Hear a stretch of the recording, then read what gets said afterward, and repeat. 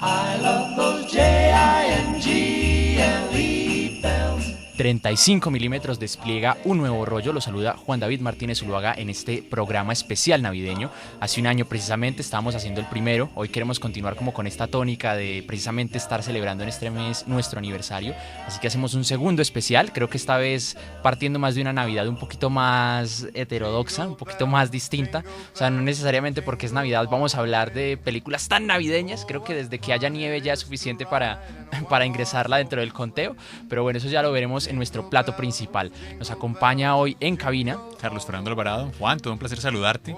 Y sumado un poco como la idea es que no somos muy navideños. No, para nada. Somos más de Halloween. Sí, de hecho estábamos conversando un poco como de las películas de Navidad. No las hemos visto todas, las que hemos visto son las películas, digamos, muy tradicionales que la gente conoce, que posiblemente se les puedan hacer algunos comentarios, pero no nos provocan. Sí. Entonces queremos que la Navidad sea una excusa para hablar de películas que quizás, como vimos en algún artículo, pueden tener la nieve de fondo como motivo navideño, pero nada más. Ya. No, es que inclusive yo estaba haciendo cuentas, creo que ni mi pobre angelito las he visto completas. Habré visto las partes principales, pero de ahí en adelante no las he visto ni siquiera completas. Yo la primera porque me tocó de niño y la vi cantidad de veces, entonces pues bueno, esa es una película navideña para mí.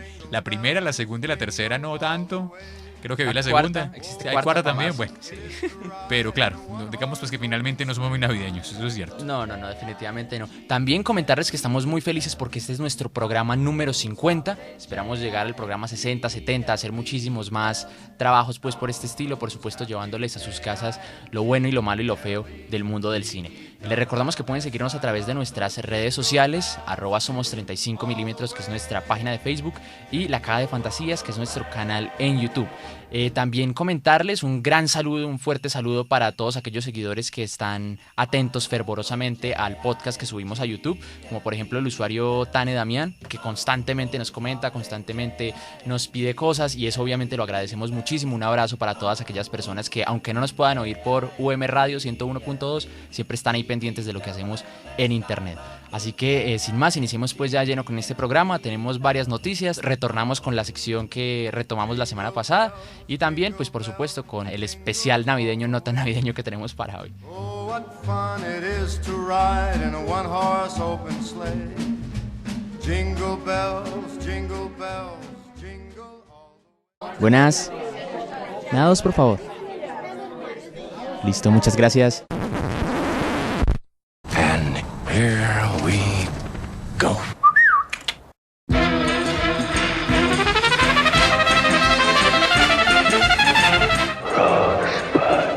I am your father. This is Sparta! You shall not pass! Expecto Patronum! You're gonna need a bigger boat. Bond. James Bond. English, motherfucker! Do you speak it? ¡Tú eres un juguete! 35 milímetros.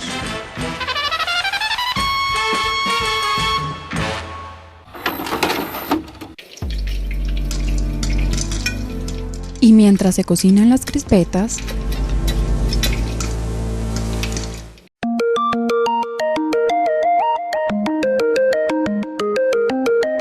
Y en nuestra sección de noticias, yo quisiera comenzar hablando de la última propuesta de Martin Scorsese, que es Silence, que vemos a Martin Scorsese basando, digamos que esta obra en todo lo referente a la cultura japonesa, toda la cultura de los ronin, de los samuráis, y quizás cimentándose mucho en el estilo de Akira Kurosawa, algo que me parece pues de ensueño. Yo creo que es una propuesta jugosísima para cualquier cinéfilo. No sé a Carlos qué le pareció. Tenemos una película protagonizada por Liam Neeson, Andrew Garfield, y quien en este momento se me olvida el actor, pero es el que hacía de el gran villano de Star Wars 7, que se me olvida el nombre, ya se los digo, pero coméntanos, Carlos, no sé qué te pareció. Bueno, pues interesante porque digamos que Martin Scorsese ya ha explorado un poco, digamos, lo que se llama cine de época, en clave épica además. Recordemos que hizo, por ejemplo, La Edad de la Inocencia, que tiene todo este periodo victoriano americano. También lo vimos haciendo una película de época, por ejemplo, en Pandillas de Nueva York. Y aquí nos lo encontramos en un contexto distinto, ya no es el contexto norteamericano que tanto le ha interesado, esa relación italoamericana pues que está detrás de sus intereses personales por su propia ascendencia. Aquí lo vemos ubicado en Japón, como Juan muy bien lo dice, uno de los grandes, digamos, amores de cinefilia de Scorsese es Kurosawa. Entonces allí hay pues efectivamente un interés y una cercanía. Incluso los críticos se han atrevido a decir que hay una cercanía en la narrativa con Bergman. Habrá que ver la película. Interesante. Sí, que es un Bergman actualizado con mucha potencia. Y cuando uno encuentra un tráiler, que lo encuentra uno, digamos, pues que rodeado como de ciertos tipos de silencios, respondiendo obviamente a su propio título, y unos tipos de silencios visuales con cierto poderío, donde digamos que es la ausencia de acción la que está llamando la atención, se hace interesante. Y obviamente pues digamos que ya por lo menos en el plot se alcanza a ver este tema de la incursión judeocristiana vía católica en un contexto lejano de esa tradición que es el contexto oriental, y hay una lucha allí un poco digamos de carácter moral. A mí me llama mucho la atención. Soy un gran fan de Scorsese, obviamente queriendo unas películas más que otras, pero siento que son unas películas pues hay que ver. Veo que está muy opcionada ya para premiaciones, Sí, no que es son, que se nota. que son películas además que aparecen justo en los momentos cercanos a la premiación de los Oscars, que bien sabemos que es en febrero, entonces Claro. un poco el momento digamos de circulación, de hacer llegar las películas a los que van a ser votantes, que somos todos los miembros de esta industria. Entonces creo que está bien. Y con unos actores interesantes, digamos pues que Garfield es un actor todavía siento yo menor dentro, Sí. dentro de un Hollywood fuerte. Aquí está en las grandes ligas, tendremos que esperar a ver qué nos ofrece ya en un rol dramático de época, que pues digamos puede ser muy bien aprovechado o puede generarle digamos minusvalía como actor digamos serio dentro de la industria. Por supuesto, aquí está el dato. Adam Driver es el tercer protagonista, quien hizo de Kylo Ren en Star Wars, ok. El Despertar de la Fuerza. Carlos, antes de pasar a la siguiente noticia, me queda una duda, ya que hablamos de que es un cine tan basado en Akira Kurosawa. Entonces, no sé, coméntanos, alguien que de pronto está interesado de tener cierto bagaje antes de ir a ver esa película, ¿por qué obra de Akira Kurosawa debería empezar? Bueno, yo siempre sugiero dos películas de Kurosawa. Una, digamos, de las más famosas es Los Siete Samurái, película de 1954. Es una película extensa, de casi 3 horas de duración, pero que cuenta un poco la historia de la decadencia del samurái como figura dentro del Japón milenario, y cómo una pequeña aldea tiene que recurrir para su propia defensa a los samuráis, pero que, digamos, hay de un descrédito de la potencia de sus personajes, y entonces aparecen, digamos, en una especie como de desgaste, casi que de vejez. Entonces es una cosa interesante cómo se reconstruye, y ahí puede ver uno, digamos, toda la maestría narrativa de Kurosawa. Y la otra película que recomiendo mucho es Ran, de 1980, si yo estoy mal con la época, que es una adaptación del Rey Lear, versión japonesa. Vaya. Es una de las películas más épicas de Kurosawa. Incluso pues además fue producida, si no estoy mal, en Europa. Tiene toda una industria detrás, donde vemos, digamos, al gran director de películas épicas, de películas de gran volumen, y donde vemos obviamente unos trabajos pues histriónicos que digamos logran ese contrapunto entre toda la dimensión íntima, dramática, y la capacidad de rodar unas escenas para mostrar todo un imperio. Son dos películas que yo recomiendo muchísimo, y que sentiría yo, obviamente aquí especulando con lo que hemos alcanzado a ver del tráiler de Silencio, pues podrían estar en sintonía para ir a ver la película de Scorsese. Bueno, estar atentos a ver con qué nos sale. No sé qué fecha se estrenará, posiblemente llegue aquí a Manizales el otro año, pero pues estar atentos a ver cuándo sale.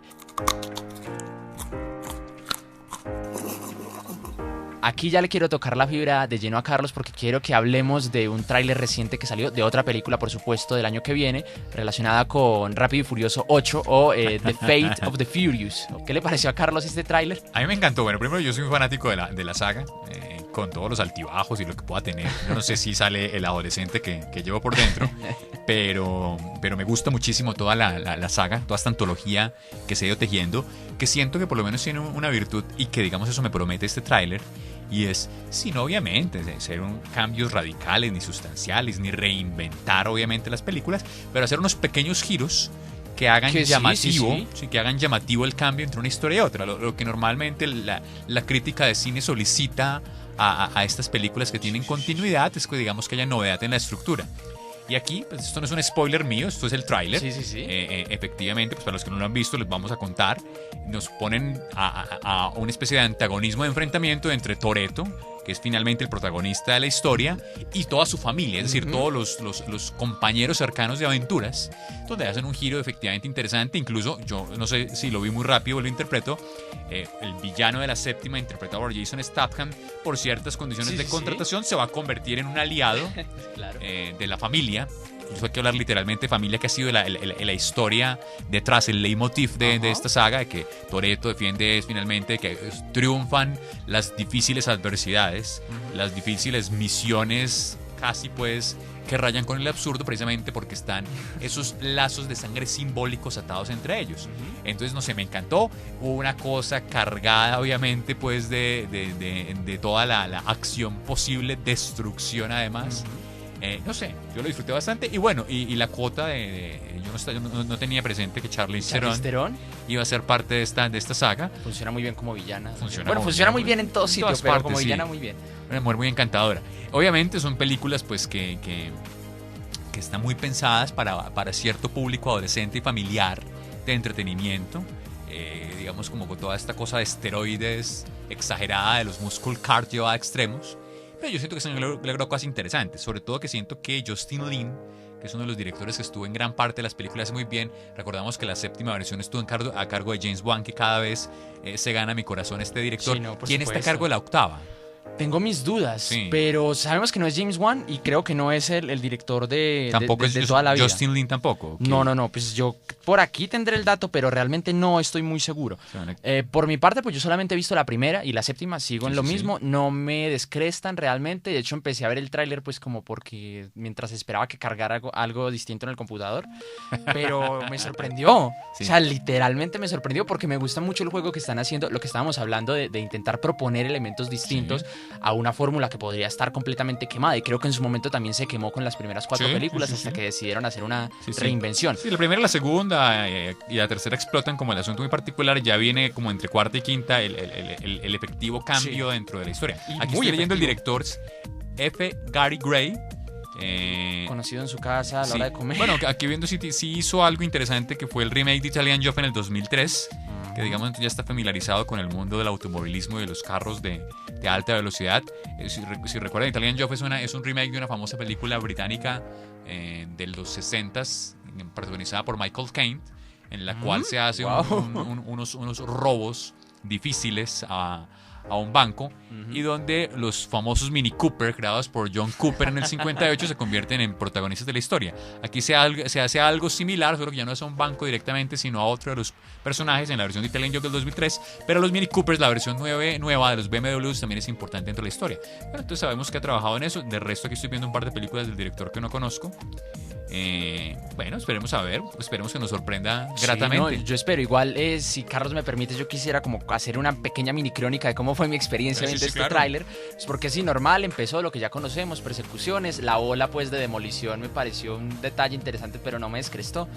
Pero ya cuando empezamos a ver lo del submarino del final, esa persecución en el Ártico y cómo porque es que están convirtiendo a los autos como elementos de lleno de acción, o sea, no estamos hablando de lucha cuerpo a cuerpo, sino casi de máquina a máquina y máquinas que no están pensadas pues para la pelea propiamente, y ver cómo intentan detener a Toretto con 5 carros alándolo, intentando, eso me pareció, Dios mío, ¿qué es Encantador, esto? Esto ya me vendió la película por sí solo. Siento que el tráiler también me la contó de lleno, me la resumió, pero Sí, bueno, yo estaría dispuesto a darle una oportunidad. Un no creyente. Además que sí es cierto que digamos el tráiler anticipa muchísimo de lo que vamos a encontrar allí en la historia. Sí. Pero bueno, está bien. Otro detalle que me pareció interesante es que uno de los carteles de la película que vi esta semana alrededor tiene la leyenda Family No More, que me gustó bastante un poco, digamos, me pareció de esos carteles bien logrados, como que buenos publicistas que aprovecharon y captaron la esencia de este giro. Cosa interesante saber si se va a volver a mencionar el personaje de Paul Walker. Pues por ahí yo me dio una fotografía, Sí, puede como en ser. temas de recuerdo, ¿qué pasaría si quizás es un detonante para el alejamiento de Toretto, que es lo que radian aquí? Pues obviamente sabemos que en la historia hay una resolución de su personaje muy idílica, muy romántica, unos amigos que se separan por la familia, pero sí tendrá algo que ver como con la crisis, digamos que es un poco el gran interrogante. Y es qué pasó con Toretto. Tanto es que incluso, por ejemplo, Letty, su interés romántico, dice en una parte del tráiler, ese no es Toretto, ese no puede ser él. Entonces, bueno, vamos a ver qué pasa. Algo que de todas maneras también es interesante porque ya se ha explorado, y es que sabemos que Letty, el personaje dentro de la saga, se da por muerta en cierto momento. Sí, es cierto. Y cuando aparece en la 6ª película, Rápido y Furioso 6, aparece también, en este caso por un asunto de pérdida de memoria, como alguien distinto que desafía a la familia. Digamos que si bien es novedoso, también obviamente Sí, estamos ahí que recuperando tiene cierto eco de déjà vu Exacto. dentro de la historia. De acuerdo.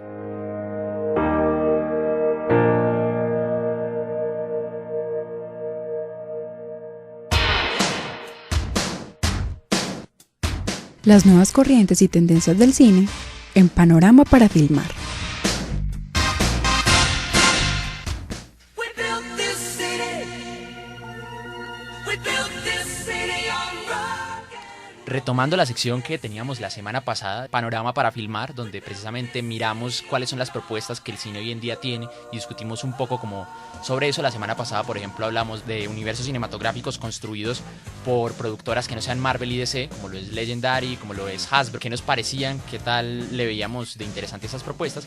Hoy yo quisiera hablar del 3D, que es una tecnología pues que se ha abalanzado encima de todas las propuestas cinematográficas de los últimos 6 años, 6-7 años me atrevería a decir, y pues discutir más o menos si sí le vemos futuro, si sí vale la pena, si sí ha evolucionado algo. Y si me permite, Carlos, yo quisiera hacer aquí, antes de iniciar, como un pequeño breviario de dónde viene esta tecnología, que sabemos que parte de mediados de los años 20, donde se empezó a hacer los primeros experimentos alrededor de esta tecnología, si sí funcionaba, si sí era valiosa, si sí se lograba el efecto que se quería lograr, que ahorita más adelante les explicaré cómo es que se logra, y funcionó. El problema es que por conflictos económicos, la crisis del 29 es algo que se relegó, no se exploró y se retomó más o menos por la época de los 80s, donde se empezó a explotar con las típicas gafas que me encantan, De color rojo y de azul. color rojo y azul, que son las gafas, se les conoce como gafas anaglifas. Y pues bueno, ya fue evolucionando hasta lo que llegó lo que conocemos como James Cameron, las tecnologías de los televisores 3D y bueno, todo lo que se vino por delante. Carlos, no sé, pues, ¿tú qué piensas de esta tecnología? ¿Cómo han sido tus experiencias ante ella? ¿Han valido la pena? No sé, coméntanos. Pues sí, lo primero que me llama la atención, Juan, efectivamente, que pues, ya lo había revisado en algún momento, es que es una tecnología relativamente vieja. Sí. Digamos, uno tiene la tentación de pensar que esto es, Sí, digamos, sí. algo avant-garde, Ajá. pero realmente es un asunto mucho más de retaguardia, que como bien dices, tiene que ver con conflictos económicos, no necesariamente técnicos o de producción. Tengo una experiencia muy particular, es claro, en los 80s, 90s, cuando yo era niño, estaba pues de moda, me acuerdo que 2 películas que fui a ver en 3D. Una fue Robocop 3. Que en ese entonces todo lo que tenía 3 automáticamente lo Sí, lo tiraban al mandaba 3D. para el 3D. Sí, Y Jurassic Park habían sacado una versión en 3D. sí. Sí, entonces pudimos verlas. Sentía uno como una experiencia interesante, pero seguía siendo todavía, digamos, pues bastante pobre. Que incluso me llamó la atención es cómo se murió. Pues, es decir, porque no supe en qué momento eso desapareció. Cuando pienso en 3D, digamos, por lo menos hoy en día pienso, lo dijiste hace un momento, en James Cameron. Yo siento que Avatar fue, o digamos, la película que hizo que el 3D se tomara en serio. Mi experiencia ha sido más bien de sinsabores. Yo no sé si porque finalmente aquí en nuestra ciudad, en nuestra pequeña ciudad, todavía la estructura o el montaje no está en las mejores condiciones, Sí, o, yo porque también he pensado lo mismo. o porque la tecnología todavía no se ha llegado como es. Yo no tengo la respuesta. Entonces que empecé a ver ya, la primera que vi en sala de esta versión en 3D fue Toy Story 3. Sí, sí. Sí. Para mí la experiencia no fue muy grata, no fue muy Para mí grata. tampoco. Yo siento que se perdió un asunto, digamos, de profundidad de campo. De acuerdo. Ciertas partes borrosas. De acuerdo. Cansaba los ojos.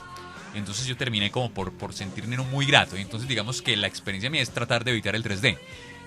Una que otra cosa pues que me ha tocado ver, Sí. pero prefiero evitarlo. Terminé disfrutándolo un poco más en la tecnología de los televisores inteligentes, en el Smart TV, que tiene 2 versiones hasta donde yo entiendo, una tecnología como pasiva y otra activa. Sí, señor.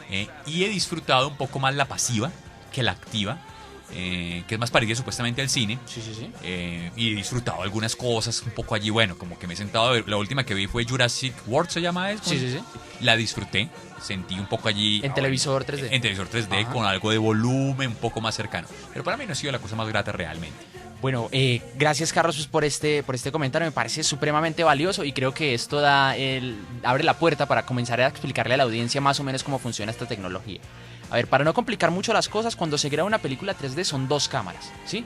Y una está específicamente al lado de la otra a una distancia muy clara y a una angulación también muy específica. ¿Qué es lo que trata de hacer esto? Trata de emular la distancia que tienen los humanos un ojo respecto al otro. Entonces, ¿qué es lo que pasa? La cámara que está al lado derecho graba todo lo que el ojo derecho y el hemisferio derecho debe recibir, y la que está al lado izquierdo, pues precisamente todo lo que está en el hemisferio izquierdo y en el ojo izquierdo. Entonces ya lo que se hace es que en la pantalla se superponen las 2 imágenes y a través de unas gafas, aunque hoy en día eso ya no es necesario, ya lo explicaremos por qué, ya se juntan las dos imágenes y ya cada imagen se asegura que vaya pues por el ojo que debe ir. Y eso ya produce que una pantalla plana, un telón, un televisor, ya tenga la sensación de profundidad y empieza a trabajar ahí con las capas.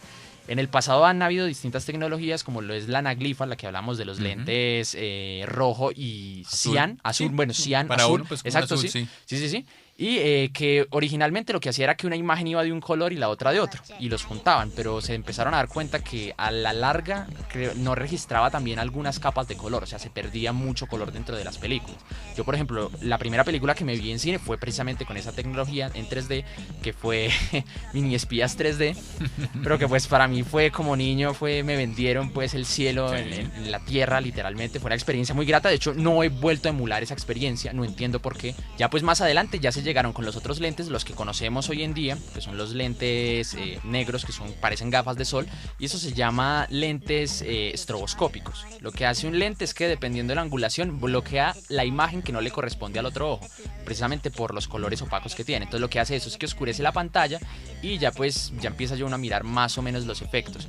Yo, en cuanto a experiencias de estas, pues no sé, porque es que como yo siento que estas películas 3D no funcionan bien cuando son muy oscuras. Ok. Y de por sí estos Sí. lentes lo que hacen es oscurecerlas aún más, porque volvemos a lo mismo, están polarizados. Y experiencias malucas, por ejemplo el Hobbit 3D, que realmente no vi mayor cosa porque es muy oscura también la Sí. película. Pero bueno, por el otro lado, experiencias gratas. Gravedad me pareció bien trabajada en ese aspecto, me pareció que había algo interesante. El gato con botas, me gustó. Y lo que Carlos ahorita hablaba de Toy Story 3, Pixar, hablando pues ya de otros aspectos, se enfoca mucho en los decorados, en el background, en toda la puesta en escena, y los atiborra de muchos elementos curiosos. Y lo que hacía la versión 3D de Toy Story 3 era emborronarlos. Sin borronarlos, exacto. Y yo creo que ya me estoy perdiendo, son elementos interesantes de la propia película cuando empieza a hacer eso, se está dañando a sí misma. Y realmente pues sí han sido experiencias que me parecen malas. Y ya lo que hablamos de televisores 3D, que ya son lentes activos, que son lentes que tienen batería propia, que se Sí. sincronizan con el televisor Sí. y que empiezan a parpadear y empiezan a dar distintos niveles de profundidad, como tal pues con la película que tenemos. Ahí está como básicamente la diferencia o la evolución que han habido. También hay versiones sin gafas, que ya son televisores ya muy especiales. No sé, Carlos, ¿vos qué futuro le ves a esta tecnología, o será que esto se estancó? Yo siento que de una u otra manera ha estado mejorando. A mí me llama la atención incluso respecto al futuro, ¿qué tanto futuro tienen? Como preguntas vos, siguiente dato, los televisores 3D se están vendiendo menos. E incluso, digamos, ya encuentras que es más difícil te vas al mercado y es más difícil encontrar televisores que incluyan tecnología 3D. De hecho, están aprendiendo muchos que no. Son los de gama muy alta que deben incluir la tecnología 3D. Entonces uno piensa, bueno, ¿es una estrategia de mercado para que la gente compre televisores de más gama alta o realmente la gente no está tan cercana, convencida? Bueno, eso sería un asunto de mercado que no es el nuestro. Digamos que hago el comentario ligero, especulativo, es porque siento que hay cierto, digamos, o desencanto o desinterés con el tema de la tecnología 3D. Sí, de acuerdo. Funcionó muy bien al principio, hace unos años, era un boom, un interés, pues ya la gente dice, bueno, sí, 3D, pero no enloquece del todo. Uno diría, o sea, la experiencia que uno esperaría en teoría como espectador es que la lógica cinematográfica sea lo más parecida a la vida real. Y si hay volumen, ese tipo de experiencias, es maravilloso. Algún día hablamos de las experiencias 4D o Dynamics, etcétera, etcétera. Yo esas sí no las Sí, he experimentado. Yo tuve una realmente. experiencia, para mí no fue grata, y ahí sí descubrí una cosa personal posiblemente, y es que no me interesa perder digamos, el anonimato que tengo dentro de la sala. Y Interesante. entonces cuando me sacuden la silla y cuando me hacen mover, siento que me están en el plan de introducirme haciendo perder mi anonimato. Y a mí no me gustó la experiencia como tal. Pero posiblemente hay espectadores que sí disfruten completamente Sí. y estar, digamos, involucrados en esa introducción dentro de la pantalla. Yo digo que es respetable. Igual, recordando también la última experiencia que tuve en el 3D fue también bastante maluca. No sé si fue cosa mía o fue algo del proyector, pero es que sentía que había como un problema de sincronización entre las imágenes y alcanzaba a ver, digamos, que una especie de Gosling, o sea, como que un fotograma previo se quedaba colgado del anterior, sí. y veía como Una especie de fantasma allí. una especie de fantasma Sí. después de la imagen que no entiendo si era cosa mía o de verdad cosa del proyector. Sí. Yo no sé, yo pienso, Juan, que, o sea, seguramente seguirán explorando. Tendrá que llegarse a un nivel, o se esperará llegar a un nivel en donde la experiencia se vea lo más natural posible. ¿Verdad? Digamos que lo que yo siento siempre cuando voy es, no ha llegado el momento donde la técnica se haga invisible para uno como espectador. Uno siente las gafas, uno siente lo que acabas de decir, es que se emborrona algo, uno siente que no. Cuando uno sienta que es natural, que uno se le olvide que está frente a una técnica, ahí funcionará bien. Cuando yo fui a la 4D, o sea, me dañó la película. Me dañó la película porque yo estaba medio tratando de estar entretenido en la historia cuando ¡pum! Me sacudían pues con la finalidad, o ¡pum! Estallaba un sonido, o me tiraban aire, y yo decía, no, esto me desconcentra, o sea, esto me hace perder, esto me hace recordar lo falso que es la experiencia. Sí, sí, sí. Para mí produjo todo el efecto contrario a lo que debería lograr. Entonces, pues habrá que llegar al momento en que eso se sienta lo más natural posible. Interesante, no sé, hoy en día, qué tanto hayan explorado, por ejemplo, esas gafas de realidad virtual. Yo nunca he visto de eso. Qué tanto ver cine allí, qué llegue a pasar. No sé, como una experiencia distinta, pero ya no es de sala. Sí, sí, es cierto. Pues yo hace mucho tiempo probé, pero siento que las gafas no era tanto experiencia. Yo digo que la gran experiencia que tiene que ver con esto es que sea un ambiente, llamémoslo 360. O sea, no que las gafas sencillamente sean una pantalla más pequeña. Yo siento que en el ambiente 360 ya se podría hacer otro tipo de elementos. U otro tipo de mareos. Sí, habría que mirar. eso es cierto. O otro cine pensado para ese tipo de cosas. Ya digamos un cine no pensado para la pantalla 16:9, widescreen, sino un cine pensado para una 460, no sé. Con eso son exploraciones en la historia. Qué rico después que le dediquemos un programa a mirar bien ese tipo de dinámicas, el cinemascope, el cinerama, todo ese tipo de lógicas y a ver qué puede pasar con el cine. Claro que sí.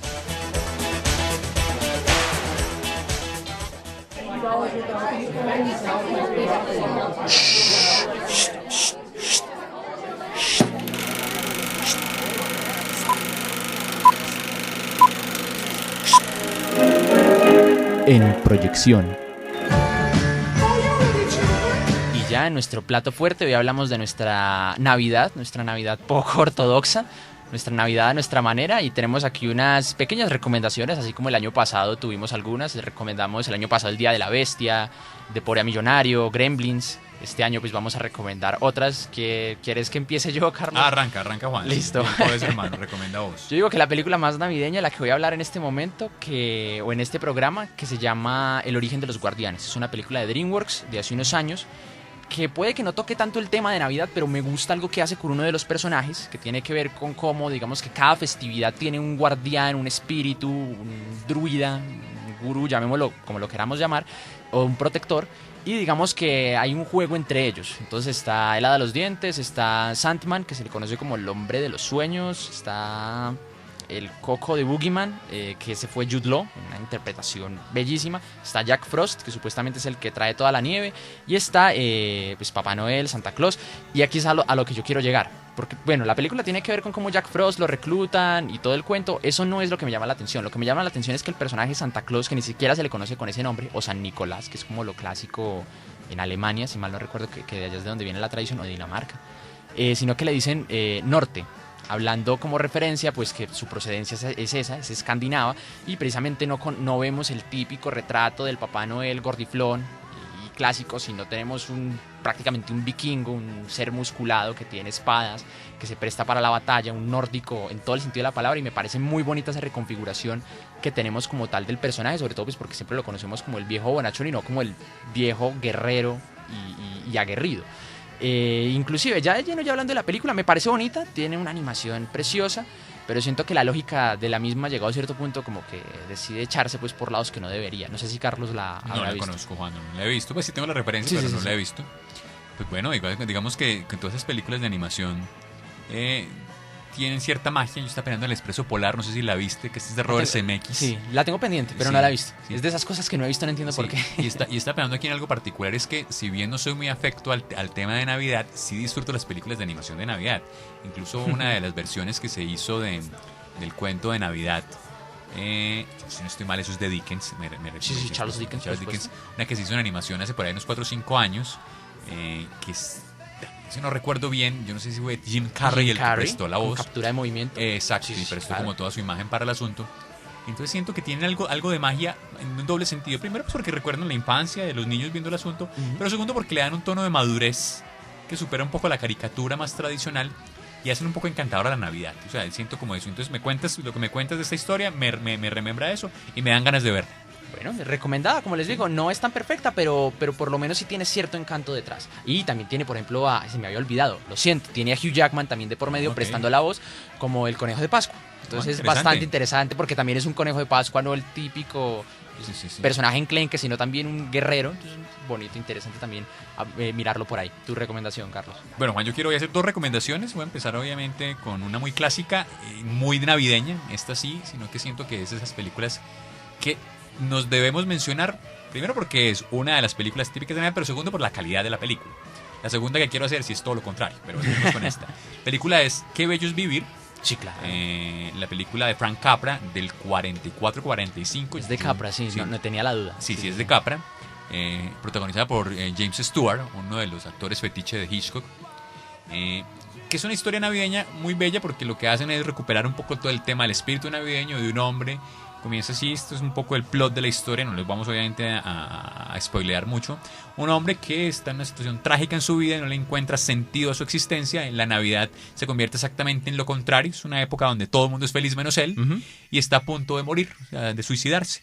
Y allí hay un asunto mágico donde se le plantea la posibilidad de ver su vida desde otros ojos, de qué hubiera pasado si no hubiera nacido. Exactamente. Y nos cuenta una historia absolutamente fantástica de lo importante que ha sido, cómo ha tocado vidas.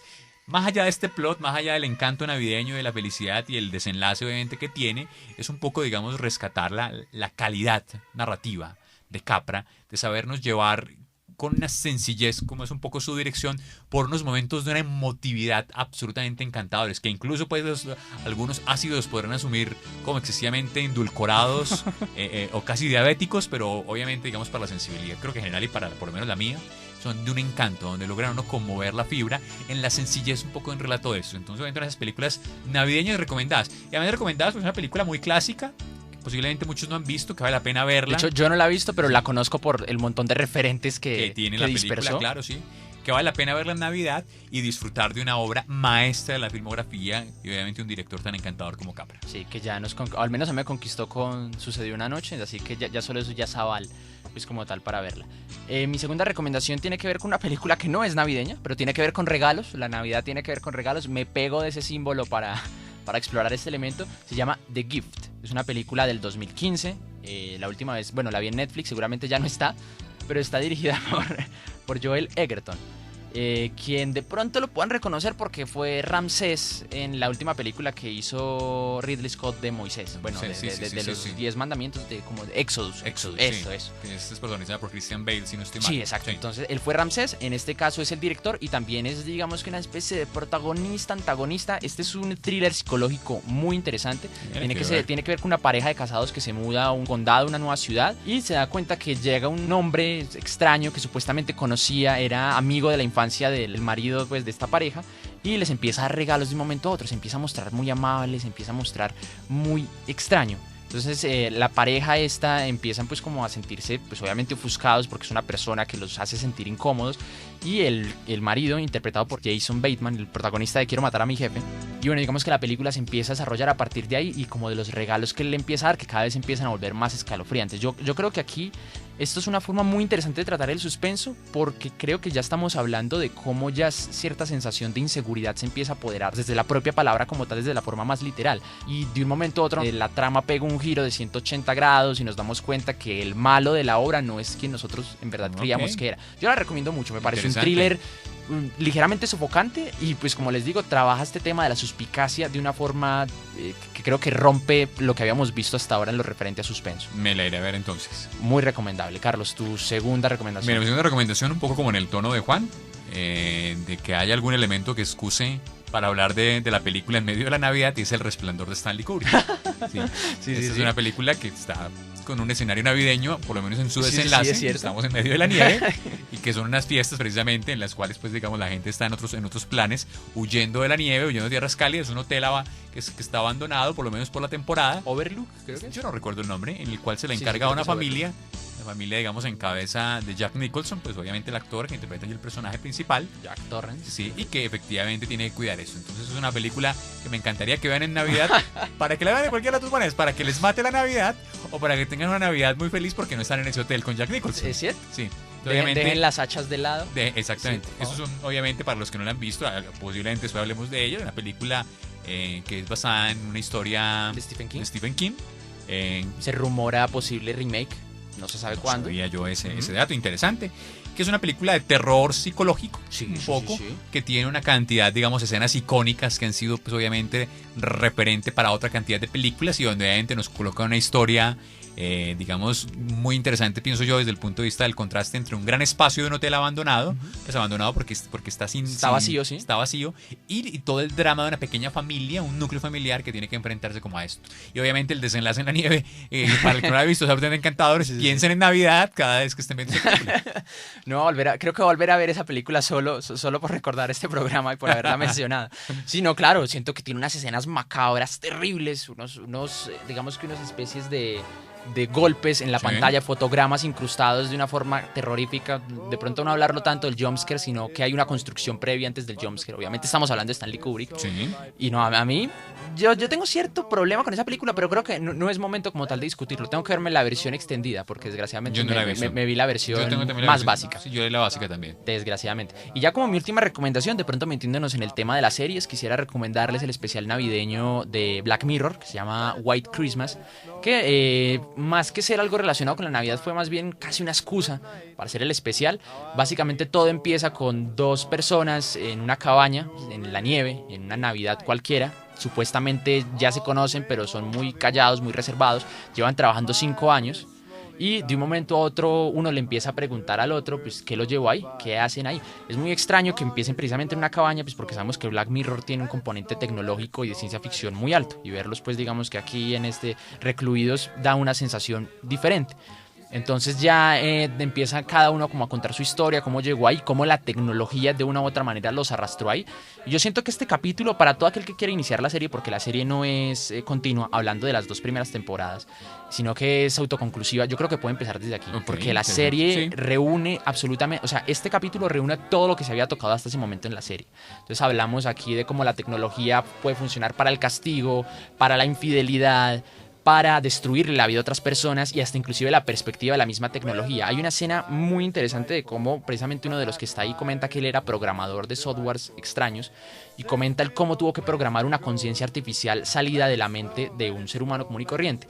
Y hay una escena donde se muestra cómo prácticamente tortura esta conciencia artificial, una conciencia artificial con plena personalidad y cómo la adecúa para que funcione ante su amo y señor. Supremamente interesante. No les puedo contar más porque es que les termino tirando absolutamente todo este especial. Dura 74 minutos, pero se goza de una manera impresionante porque volvemos a lo mismo. Llegado a cierto punto hay un vuelco y nos comentan que la situación no era como nosotros pensábamos. Casi, y esto espero que no sea un spoiler, casi hablar de algo metido dentro de algo, en algo más. Muy recomendada. Carlos, palabras finales para nuestros oyentes. No, que disfruten mucho la Navidad, que vean mucho cine. Sí. Muchísimas gracias a todos nuestros oyentes. Recuerden que pueden seguirnos a través de nuestras redes sociales, @somos35mm y La Caja de Fantasías, que es nuestro canal en YouTube. ¡Feliz Navidad!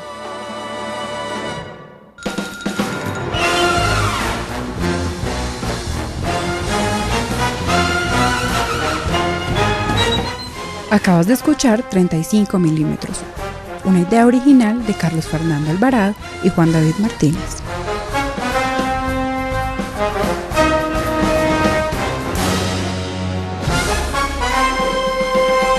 Hasta la vista, baby.